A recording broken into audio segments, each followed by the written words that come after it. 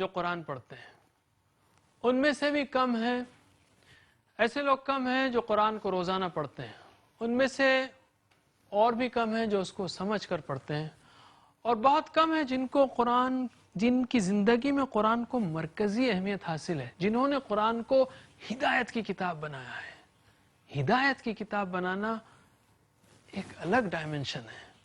Unfortunately اس پر ہمارے بہت کم لوگوں نے پریکٹس کی ہے۔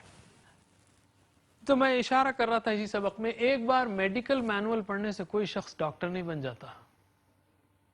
اسی طرح، اور نہ میڈیکل مینول ڈاکٹر کو حفظ ہوتی ہے، ڈاکٹر کو حفظ ہوتی ہے کہ میڈیکل مینول، تو ہم یہ نہیں کہیں گے کہ آپ کو قرآن حفظ کرنا مسٹ ہے، کریے ضرور، بہت فائدے ہیں، لیکن حفظ کرنا ضروری نہیں ہے۔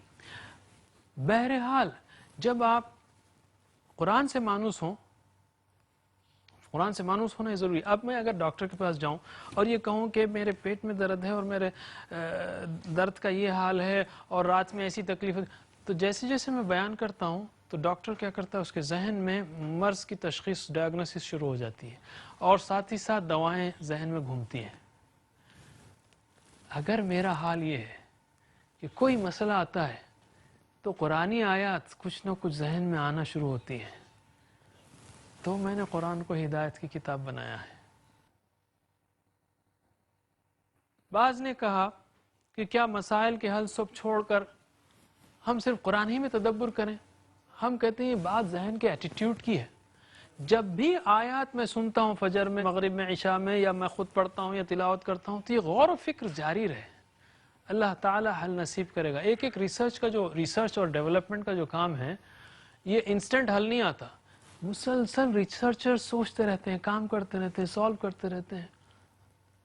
تو آپ صبح شام خالی اس طرح بیٹھے نہ رہیں، مثلا فجر میں پڑھی آپ نے آیت، آتے ہوئے جو ہے 5-10 منٹ کے لیے سوچ لیا آپ نے قرآن پڑھا، سوچتے رہے، پھر ادھر گئے، یہ یعنی ذہن میں چلتا رہے پیچھے، تو انشاءاللہ حل نکلتے جائیں گے۔ ایسا اگر ہم قرآن کریم کو پڑھتے ہیں اور اس طرح قرآن کریم کو اپنی زندگی میں رکھتے ہیں، تو ہم نے قرآن کریم کو ہدایت کی کتاب بنایا ہے، اور اس طرح کرنے کے لیے قرآن کا سمجھنا انتہائی ضروری ہے۔ ناظرین، یہی پروگرام ہم کنٹینیو کر رہے ہیں، سمجھنے کا پروگرام۔ امید ہے کہ آپ سے اگلے پروگرام میں پھر ملاقات ہوگی، سمجھنے کا سفر جاری رہے گا۔ اللہ تعالیٰ سے دعا ہے کہ ہمیں قرآن کریم کا مرتے دم تک طالب علم رکھے۔ ربنا تقبل منا انک انت السمیع العلیم وتب علینا انک انت التواب الرحیم۔